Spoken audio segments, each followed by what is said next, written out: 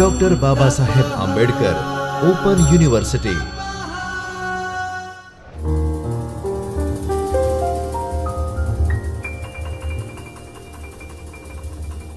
नमस्कार विद्यार्थी मित्रों, doctor Baba Saheb Ambedkar open university Ahmedabad के इस चैतन्य स्टूडियो से मैं डॉक्टर राखी जैन, असिस्टेंट प्रोफेसर संस्कृत विभाग, आप सभी विद्यार्थी मित्रों का हार्दिक स्वागत करती हूँ।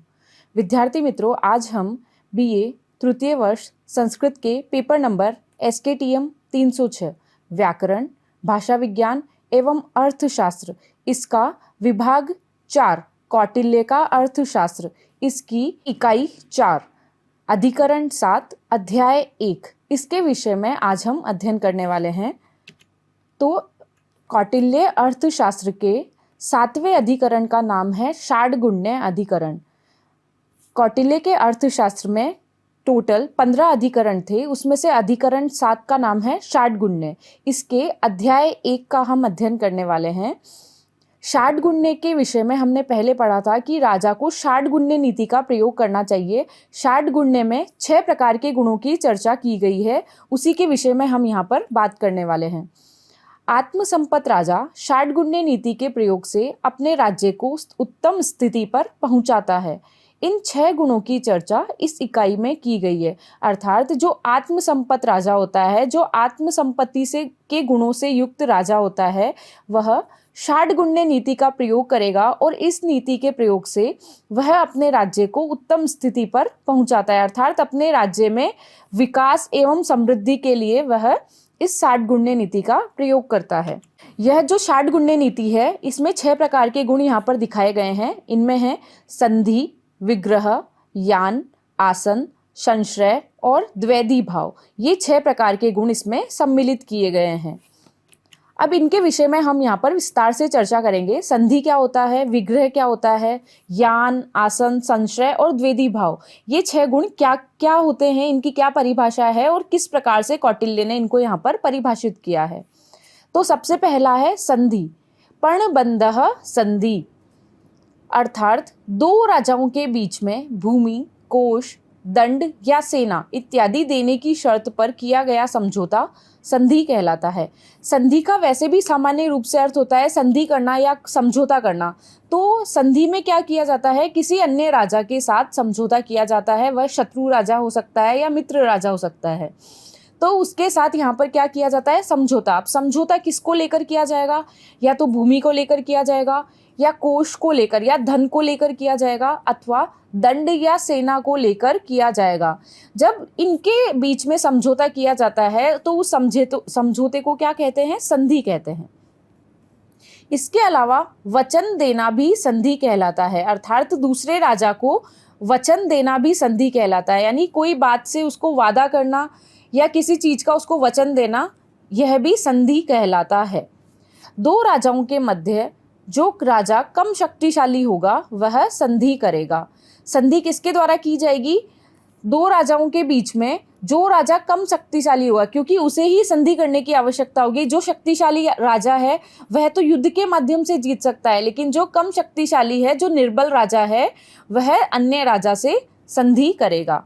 तो संधि होती है पर्णबंधः संधि, अर्थात 2 राजाओं के बीच में भूमि, कोष, दंड इत्यादि को लेकर किया गया समझौता ही संधि कहलाता है। दूसरा है विग्रह। अपकारो विग्रह, अपकार करना विग्रह कहलाता है। अपकार यानी विश्वासघात करना या उसे धोखा देना, किसी राजा को धोखा देना। सामान्य शब्दों में हम कह सकते हैं विश्वासघात करना। तो जब किसी शत्रु पर आक्रमण किया जाता है, उसे हानि पहुंचाई जाती है अथवा उसके साथ विश्वासघात किया जाता है, तो उसे विग्रह कहते हैं। विग्रह से तात्पर्य है कि जब किसी दूसरे राजा पर, शत्रु राजा पर आक्रमण किया जाता है, अथवा उसे किसी भी प्रकार से हानि पहुंचाई जाती है, अथवा उसके साथ किसी भी प्रकार से संधि को तोड़ दिया जाए या विश्वासघात किया जाए, तो उसे विग्रह कहते हैं। विग्रह का दूसरा अर्थ भी हम कह सकते हैं युद्ध। जब विग्रह किया जाएगा तो युद्ध की स्थिति सामान्य रूप से उत्पन्न हो ही जाएगी। तो 2 राजाओं के बीच में जब किसी राजा के द्वारा दूसरे राजा पर या तो आक्रमण कर दिया या उसके साथ विश्वासघात कर दिया या उसे किसी भी प्रकार की हानि पहुंचा दी, तो उसे हम कहते हैं विग्रह। अब विग्रह कौन करेगा? जो राजा अधिक शक्तिशाली होगा वह विग्रह करेगा। संधि कौन करेगा? जो कम शक्तिशाली है वह संधि करेगा। और जो राजा अधिक शक्तिशाली है, दो राजाओं के बीच में जो राजा अधिक शक्तिशाली होगा वह अन्य राजा से क्या करेगा? विग्रह करेगा, क्योंकि उसे, जब शक्तिशाली राजा स्वयं है तो उसे दूसरे राजा की कोई आवश्यकता नहीं है, इसीलिए वह जब चाहे तब उसके साथ की गई संधि को तोड़ सकता है या उसे कभी भी धोखा दे सकता है। यह कौन करेगा? जो शक्तिशाली राजा होगा वही करेगा। तो इस प्रकार विग्रह से तात्पर्य है अपकारो विग्रह। षाड्गुण्य का तीसरा गुण है यान। यान की परिभाषा है अभ्युच्चयो यानम, अर्थात अभ्युच्चय यानी चढ़ाई करना। चढ़ाई किस पे करना? शत्रु राजा पर चढ़ाई कर देना क्या कहलाता है? यान कहलाता है। जब शत्रु सेना कमजोर हो, शत्रु संकट में हो, अपनी जीत निश्चित लगे, तब रणनीति बनाकर आक्रमण करना क्या कहलाता है? यान कहलाता है। इसका तात्पर्य है कि जब शत्रु की सेना, जब राजा आत्मसंपत राजा को ऐसा लगे कि शत्रु की सेना कैसी हो गई है? कमजोर हो गई है, अथवा शत्रु किसी संकट में या शत्रु पर किसी अन्य शत्रु ने भी आक्रमण कर दिया है, और जब आत्मसंपत राजा को ऐसा लगे कि उसकी जीत निश्चित है, यानी वह शत्रु राजा से जीत सकता है, तब ऐसी स्थिति में रणनीति बनाकर आक्रमण करना यान कहलाता है। अर्थात संपूर्ण रणनीति बनाकर अपनी सेना को सुसंगठित करके शत्रु पर आक्रमण करना क्या कहलाएगा? यान कहलाएगा। तो यान कब करते हैं? अर्थात शत्रु सेना पर चढ़ाई कब करेंगे? जब ऐसा लगे राजा को कि हमारी जीत यहाँ पर निश्चित है और जो हमारा शत्रु है वो या तो किसी संकट में है या उसकी सेना कमजोर पड़ गई है, तो ऐसी स्थिति में यान का प्रयोग किया जा सकता है। दूसरे शब्दों में कहते हैं कि शत्रु पर चढ़ाई करने की तैयारी करना यान कहलाता है।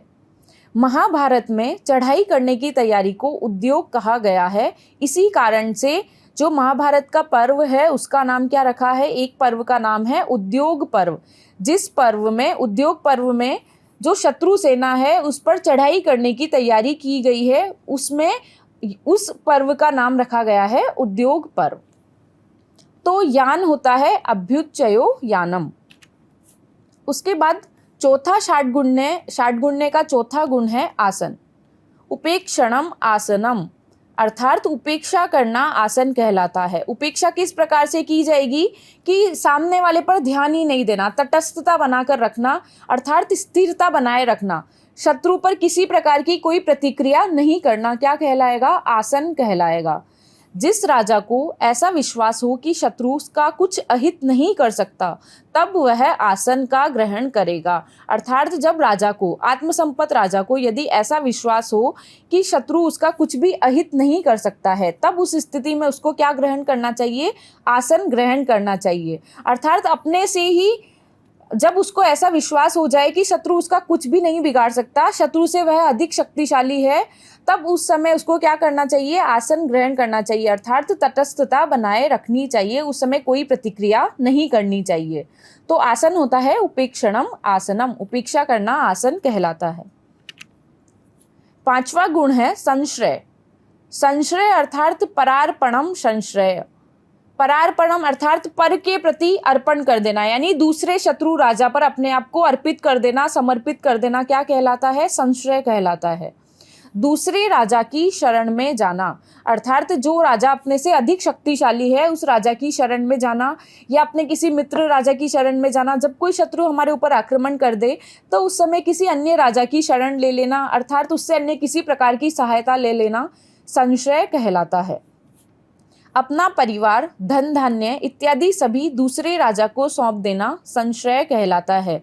अर्थात राजा जब अपना परिवार, धन धान्य अर्थात संपूर्ण सेना, सुख समृद्धि, परिवार, धन धान्य इत्यादि सभी जब दूसरे राजा को समर्पित कर दे, अर्थात दूसरे राजा की शरण में चला जाए, तो उसे क्या कहेंगे? संश्रय कहेंगे। इसके अतिरिक्त दूसरे शब्दों में हम कह सकते हैं कि किसी अन्य राजा से सहायता मांगना भी संश्रय कहलाता है। अर्थात जब अपने ऊपर आक्रमण हो रहा हो तब किसी दूसरे राजा से किसी भी प्रकार की कोष, सेना, दंड इत्यादि किसी भी तरह से उससे सहायता मांगना क्या कहलाएगा? संश्रय कहलाएगा। और अंतिम गुण है द्वेधी भाव। संधि विग्रहोपादानम द्वेधी भाव। षाड्गुण्य का अंतिम छठा गुण है द्वेधी भाव। द्वेधी भाव की क्या परिभाषा दी गई है? संधि विग्रहोपादानम द्वेधी भाव, अर्थात जब संधि और विग्रह दोनों का एक साथ प्रयोग किया जाता है तो उसे द्वेधी भाव कहते हैं। जब एक राजा के साथ संधि की जाए और दूसरे राजा के साथ विग्रह किया जाए तो उसे द्वेधी भाव कहते हैं। अर्थात जब आत्मसंपत्त राजा किसी राजा के साथ तो संधि कर ले, अर्थात किसी भी राजा के साथ वह एक राजा के साथ संधि करेगा और उसी समय किसी दूसरे राजा के साथ की गई संधि को तोड़ देगा, अर्थात विग्रह करेगा या उस पर युद्ध करेगा, तो उसे क्या कहते हैं? उसे द्वेधी भाव कहते हैं। अर्थात संधि और विग्रह इन दोनों का एक साथ एक ही समय पर प्रयोग किया जाना द्वेधी भाव कहलाता है। तो विद्यार्थी मित्रों, आज हमने षाड्गुण्य, जो कौटिल्य अर्थशास्त्र का 7वां अधिकरण है जिसका नाम है षाड्गुण्य, षाड्गुण्य के 6 गुणों के विषय में आज हमने विस्तार से चर्चा की। इसके बाद आगे आने वाली कक्षा में हम अधिकरण 7 के अध्याय 1 के विषय में ही कुछ और चर्चा करेंगे। तब तक के लिए धन्यवाद।